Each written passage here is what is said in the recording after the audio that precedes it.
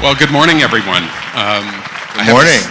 Thank you. I have to say, it's a bit inspiring, but also daunting to be speaking here at Pauley Pavilion and with its really glorious and rich history and tradition. Before we get this conversation started, I'd like to introduce our two guest speakers, two incredibly talented leaders in the world of sport. UCLA's own athletic director, Martin Jarmond, and a double Bruin and Nike's head of strategic business ventures, Andy Campion.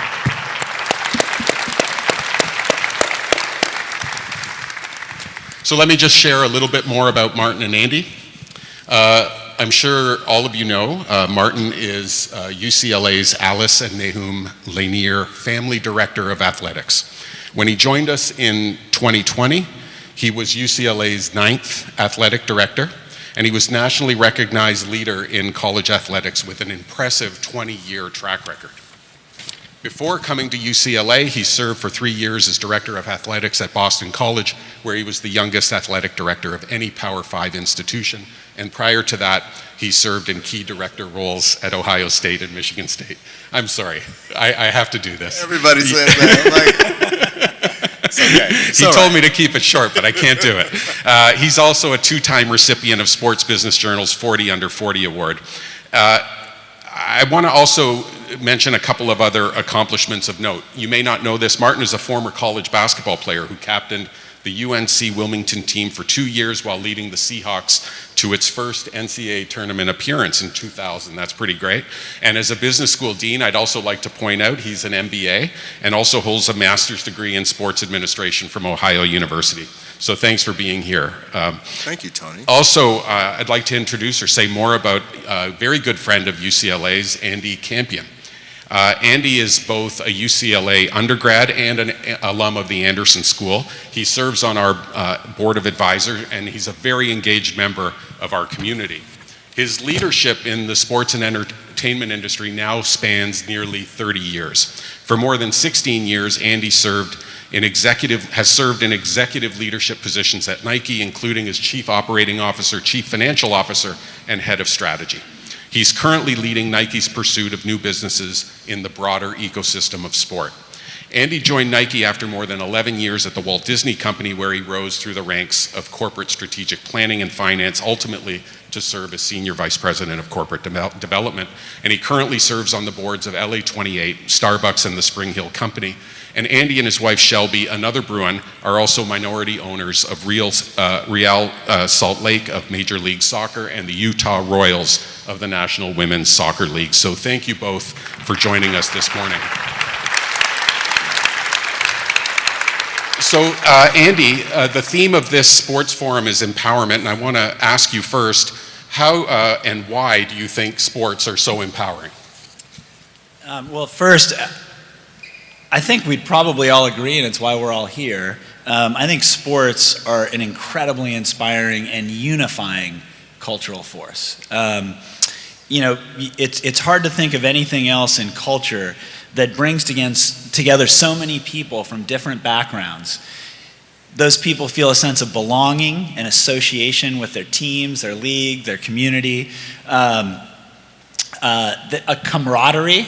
How many of you have high-fived, dozens of people you've never met before over a touchdown, a basket, a spike in a volleyball game?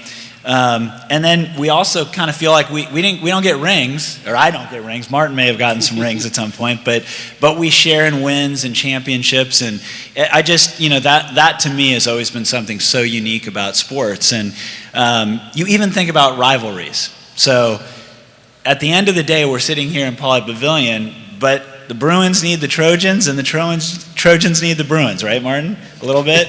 And we'll talk about that in a minute. Next question. And us Lakers fans, like we want to beat the Celtics, but we need the Celtics. And we love the rivalries, and deep down we know we kind of love the rivals. And I think that's something about sports that's really unique.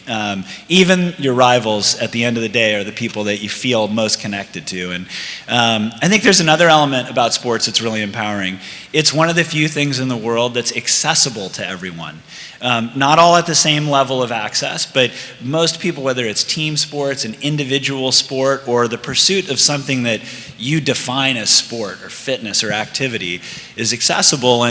And one might argue, although it's definitely open to debate, but one might argue that that winning in sport is more equal opportunity than a lot of other dimensions of our society. And I find that empowering in and of itself. I think there's also inspiration in watching athletes achieve their full potential or push themselves. And we're getting to see more of that behind the scenes now from a content perspective. So, I don't think inspiration and empowerment are exactly the same thing, but I think they're pretty closely related. And I think that inspiration and belonging and that kind of cultural community dynamic of sport in and of itself is really empowering. Great, thanks. And to you, Martin, how do you see, as athletic director, UCLA empowering student athletes?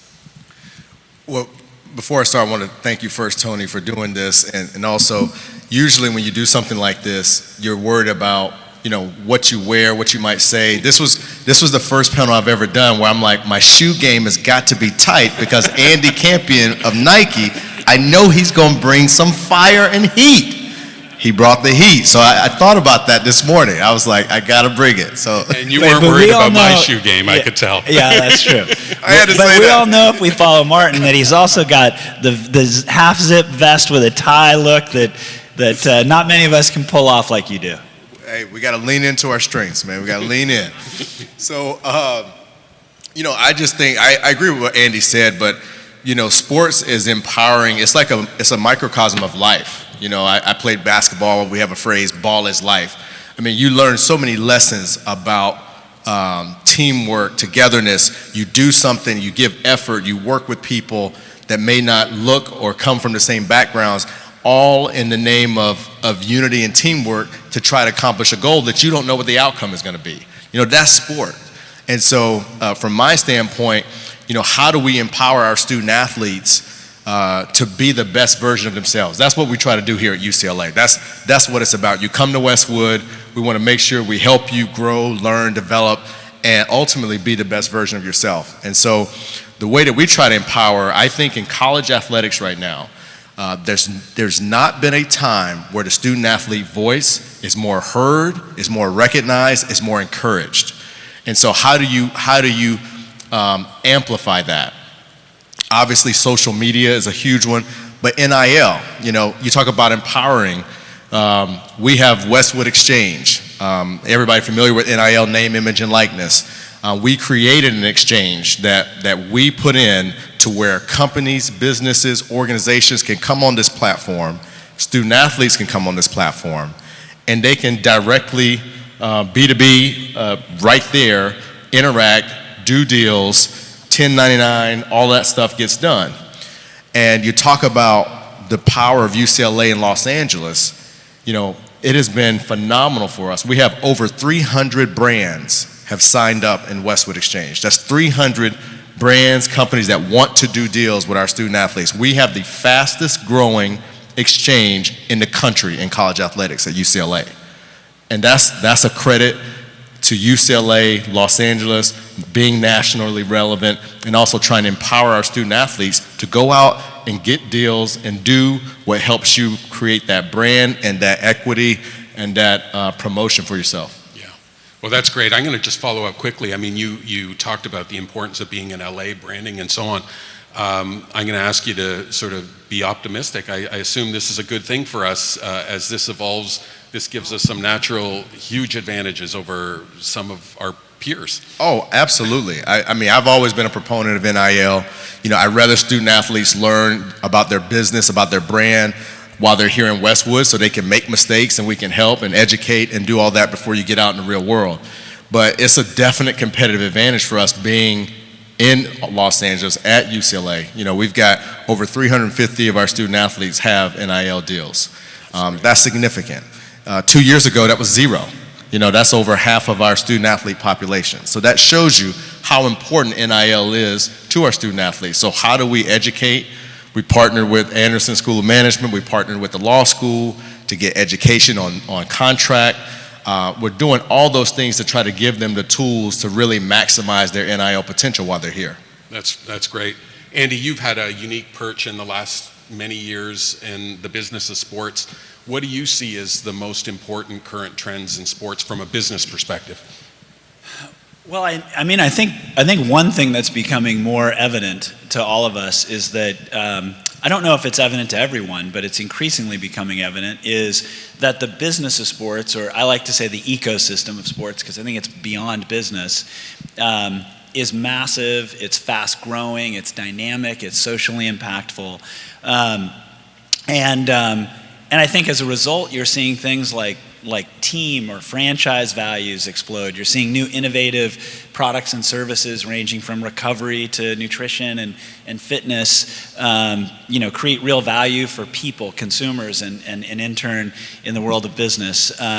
You're seeing, new business models, and you're seeing betting and other things that keep people engaged in sports. And I think there are a few factors that are driving that. I think one of the factors is new media. I was going to say long ago, but it was in my older life and my longer lifetime than Martin's. Sports content was mostly live sports and watching games and highlights, and new media has really just broken that open. We've got a more insider's perspective into athletes' perspectives, into how people train and kind of reach their full potential, into the business. Things like Drive to Survive is a great example. I mean, Last Dance, which we didn't produce at Nike, but we certainly loved it, and it gave a lot of perspective and maybe led to Martin's shoe choice today. But I knew you would. Uninterrupted, a company that I've been really fortunate to get to work closely with, their entire mantra is more than an athlete, and it's about athletes telling their stories, not just playing the game and us watching that. And so I think that's one trend. I touched on this. I think there's another trend, which is this societal movement towards health, wellness, maybe a little more narrowly fitness, but that's just a huge tailwind. And so what we're seeing is the things that athletes used to use, or elite athletes, to help them elevate their performance is now more accessible to the world. I won't ask for a show of hands, but I'm going to guess some of you guys have taken an ice bath or a cold plunge, or put those Normatec things on your legs the last few days, and after a run, and it's just bringing sports more to us more broadly. And so I think there's one other trend, and I think Martin touched on it too. The economics of sports are changing, ranging from how athletes, which is a whole nother topic, like the role of the athlete, are able to realize the value that they deserve, to institutional investment. Just years ago, institutional investors couldn't invest in sports. And while there's definitely pros and cons to that, institutional investors are motivated to deploy capital, generate value, and return it. And there's so much demand, i.e. value, in sports. And I think, if you translate that to the college level, you could kind of see that evolving as well. So I think those are some trends. Again, I kind of touched on the athlete one, and in the spirit of not taking the rest of our time to answer it, I think the role of the athlete is definitely changing. I'm going to ask you to elaborate. I mean, Martin told us a lot about the role of the athlete in college athletics, but maybe if you could elaborate on the role of the athlete in the broader ecosystem. Okay, sure. Now I guess I'm answering a different question. Well played. So when I think about the ecosystem of sport, think of I don't know if you played Jenga. You're trying to figure out when you're playing Jenga, what's the piece that if you pull it out, the thing collapses. And I think in the ecosystem of sport, that piece are athletes. There's media content, interactive games, like I said, betting, health, fitness, all of these businesses that have been our business, athletic footwear and apparel at Nike, that have been created around what's in the center of the ecosystem, which are athletes. And I think historically, athletes were largely paid, largely a salary, sometimes a royalty, to keep the main thing, which is play the sport. Some select few athletes were paid to endorse products, but again, paid, maybe got a royalty. And now you kind of look back and you think of that as in part because the media industry through which they connected with consumers was big, somewhat opaque to them, and now that dynamic has flipped. You think about athletes like LeBron or Serena, Ronaldo, Messi, certainly of late. They have these massive and easily quantifiable social media following, direct to consumer, direct to their community audiences. And they cultivate it. They're learning how to cultivate it and engage with those communities. And something else really interesting is happening, which is they're realizing I can use that platform to do something even more epic from a social perspective or social impact perspective, or to create a business that connects me to my community. And I think increasingly, I love it. I think it's empowering for athletes, and I think it's a dynamic that will only kind of create a bigger pie for all of the industry. Okay, great, thanks. And Martin, I'm going to ask you. I mean, this is probably a more controversial issue. And I know, sorry, have to though. I mean, we're making this momentous shift, conference realignment, and on one hand, you already talked about some of the ways this empowers and benefits students. But you've also, I'm sure, heard arguments on the other side about what this might mean for the student athlete. Perhaps if you could elaborate on, through the lens of a student athlete here at UCLA, how does a move to the Big Ten empower and improve their lives? Yeah, there are numerous benefits about our move to the Big Ten, but I'll answer the question from the lens. So. When we made this move, I Zoomed or met with over 300 student athletes and asked them all the questions that you would wonder. Is this something positive, competition-wise, travel-wise, academic-wise, all of that. And by and large, super majority of our student athletes were pumped about moving to the Big Ten. First of all, you come to UCLA to compete against the best. You want to play the best. That's why you come to UCLA. You want to get a high academic, #1 public institution degree in the country, and you want to compete in an athletic program that has the second most national championships in the country. High athletics, high academics, a strong character.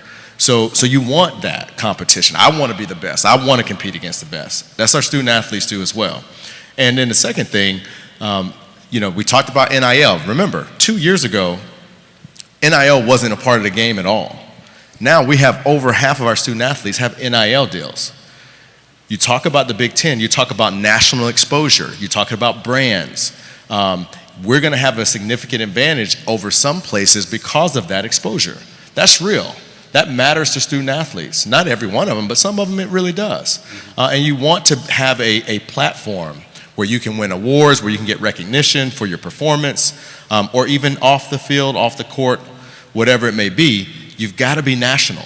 It's hard for people to see you when you're competing at 7:30 at night, West Coast time. If you're on the East Coast, you don't watch. I was there. I came from Boston. You don't watch. That's hard. So now you're going to have windows and opportunities that we haven't had before, which is going to be significant. And then the travel piece, the thing that I always tell, if you're an elite student athlete, you have been traveling since you were 13, 14 years old, going to Florida, going to Texas, going to California, going all over. So that's one of those things that people from the outside may talk about more, but student athletes don't, that's not a thing for them. I heard more about the cold weather in the Midwest, quite frankly, from our student athletes, more so than the things that you might read, right? Just because you have, you're not going to Rutgers 12 times out of the year. You're not doing that. And so I think it's going to be tremendously positive. I think our student athletes are going to respond in a positive way. We've been planning for it. I think this is one of those moves that you're going to see 2, 3, 5 years from now is going to be so significant. And I'm not even getting into all the benefits, but it's really the competition, the academic prowess, competing against the best, and then we're going to have more resources to be able to pour that into our student athletes like we haven't done before. Well, you know what's interesting about what you're saying, because I remember when you arrived here, and the word that you keep, you spoke about right from the beginning, and you elite. Elite. Exactly. I remember that. Right from the beginning, you talked about elite, the importance of being elite, and this was before any discussions about realignment. And I assume this is just a natural next step towards achieving that goal. Yeah, an elite is for anybody in here, no matter what. You've got to have a mindset. Every day you wake up, you've got a choice to make. And either you're gonna be a person that walks in a room or walks on a Zoom that's either gonna bring it up or bring it down, right?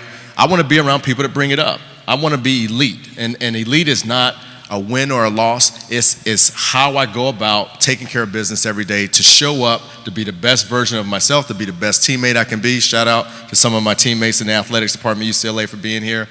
But it's energy, leadership, integrity, toughness, excellence. You got to have energy, passion, enthusiasm for what you do, because otherwise you're not going to give it your all. It's not going to be the best it can be. Leadership doesn't start with others. It starts with yourself. When I wake up, am I going to get that workout in? What am I going to do with my time? Am I going to be on social all day? What are you doing? Lead yourself first.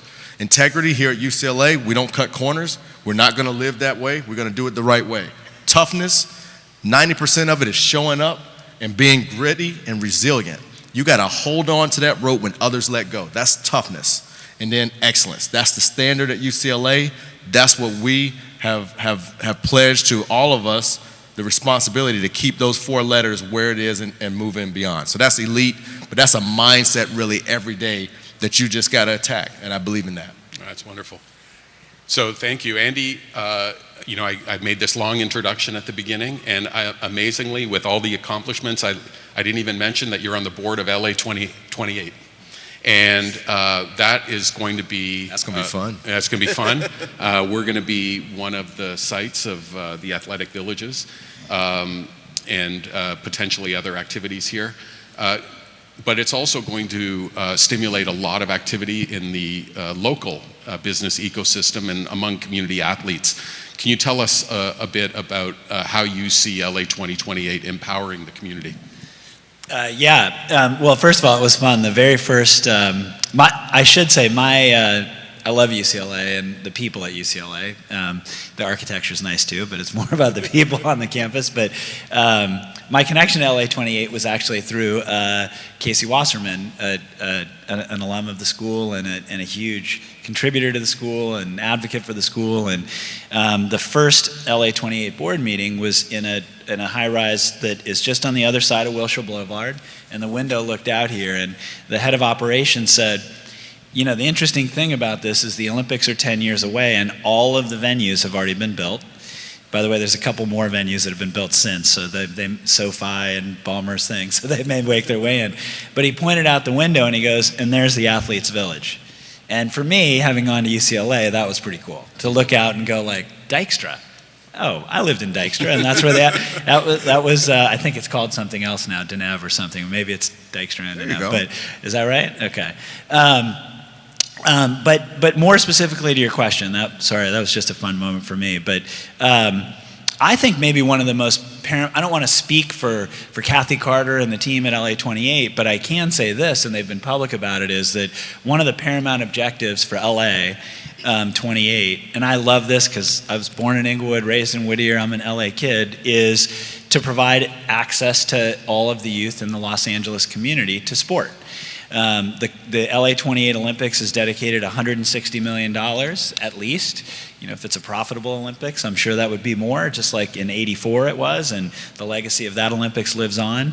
I think in 2022, over 90,000 kids in LA participated in a sport that was funded by Play LA, which is the LA 28 movement. And I think it's just like a lot of us in business or life, you're constantly looking for that meaning, and some of us have jobs where you're trying to provide others meaning too. And I think that's probably of anything related to the Olympics, one of the objectives of the LA 28 organization that gives that team top to bottom across the organization meaning, and it's something that maybe will be more important than anything in hindsight. Great, and this, we're running short of time. This will probably be the last question we'll have, and it'll be for both of you. But the Olympics is kind of a great example of the power of partnerships, which is very important to us here at UCLA, and in particular the partnership public, private, and academic. And how do you see the role of these types of partnerships in the broader sports ecosystem? Perhaps Andy, you could start, and then Martin. Yeah, and I'll maybe cover it a little more from a business perspective, and I know that, but actually, to be honest, it's all a business, right? So I think, I guess the first thing I'll say, I don't think this is just my belief, but let's see if I can kind of get us to stipulate it, is, I think our society or our country exists in its most sublime state on a college campus. You have learning, you have engagement in sports and activity, you have the growth that comes from diverse perspectives and engaging in a dialogue and with others who have the same, different, or slightly different perspectives. And I don't know that exists in as healthy a way anywhere else outside the berm, like outside of the berm of the campus, not just our campus, but other campuses. And all of that ultimately leads, we hope, to people leveraging that to couple the learning, engagement in sport with some financial opportunity that helps everyone that comes through these doors live their best possible life. So you think about it through that sense and you go like, well, that if you believe any of that or all of it, that's a pretty valuable thing. And the reality is that even today, business, politics, and philanthropy are already part of this experience. But this experience probably hasn't realized its full potential. Some of it's there, it's just unevenly distributed, and to the earlier conversation around conference realignment or NIL, you're starting to see that value manifest itself, and I think that public-private partnerships, to be honest, they already to some extent exist, but I think they're a big opportunity. I think ultimately on the public-private side, adding to philanthropy, adding to that some private investment, that again can help unlock the value of this kind of amazing experience. Put it this way, providing those experiences to students, there's an insatiable demand for college sports, for education. But that demand, the supplying it, comes with a cost. And so ultimately you're looking for who can invest in that from a cost perspective, and then how can you get a return? And so my personal point of view is 3 years, 5 years, 10 years from now, you'll see that public-private kind of dynamic kind of exponentially evolve. Now, when something's so great as the way I described it, you have to have governance, right? So I think it'll be really important that we have kind of governance around that so that we preserve versus separate and split apart, like some people talk about sports versus education. But I think it's inevitable, and I think it could be a very good thing. Great. So that's a great question. I just thought of something, and stay with me here. I'm going to try to create this through line of that partnership and brands and business. So when I first started here, we found ourselves, UCLA Athletics found ourselves into a situation where we didn't have an apparel partner. And so when you're looking out, you have, UCLA is a great brand, but it was a tough time. It was right at the beginning of the pandemic. And so you're going through that. And then George Floyd, that situation occurs, and you saw Michael Jordan and Jordan Brand and Nike step up and give significant funds to areas and underrepresented populations during that time, and made a statement. No other company, apparel, did anything like that. I watched that, I read that, I followed that. So that was something that they did not have to do, but they felt a sense of responsibility to uplift communities and people in a trying, challenging time. So skip to, we go with Nike and Jordan Brand, and we're in a situation again where we need a football game, a series, and we scheduled 2 HBCU institutions to play for the first time in our school's history. And there's only 3 schools in the country at the time that had never played a HBCU FCS school, that's UCLA, USC, and Notre Dame. And when you're looking at that and trying to make a decision like that, you know, you're talking about the history and legacy of diversity, inclusion, Jackie Joyner-Kersee, Lou Alcindor. I don't want to leave anybody out, but you know, then Arthur Ashe. I mean, it goes on. Or Annie Myers-Drysdale. You talk about the history and what matters. You got to lead from the front, and so we scheduled that. And we had our second one a couple weeks ago, North Carolina Central, where we brought an HBCU institution to play at the Rose Bowl. It's not, you don't get a trophy for not playing a school, but you can impact lives by bringing people in this community and showing them an experience. Over 90% of that team and that band had never been to California. I've gotten so many emails, not only from Bruins who loved hosting the North Carolina Central Eagles, and were entertained, and it was just a great experience, but also from alumni and students that said, that was amazing. 20 journalism students from North Carolina Central came Thursday, went to Issa Rae's company and met with them, went Hollywood, met with a couple, changed their lives. And so when you get those emails and you look at what matters, you talk about partners, you talk about what matters in business, but in life to impact lives, that's what it's about. And so you try to align with that, but that's just a little through line that it hit me. It's bigger than the game. It's bigger than the game. Well, what a great way to end. Well, we're out of time. I know I would love to spend so much time with both of you, but I want to, on behalf of everyone here, thank you so much for sharing your wisdom and experiences with us. I hope you all enjoyed this, and I hope you enjoy the rest of the forum. Thanks for Tony, being thank you for your job. Thank you.